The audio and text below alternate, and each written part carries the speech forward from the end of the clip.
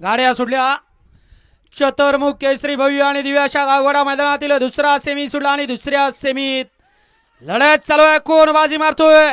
आडे लिगडे सोन्या आणि सर्जा पळतोय.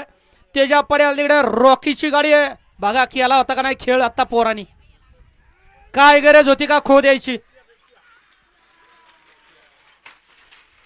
पुढं गाडी पळत होती, गाडीला खो दिला, गाडी पडेल्या साईडला सरकली.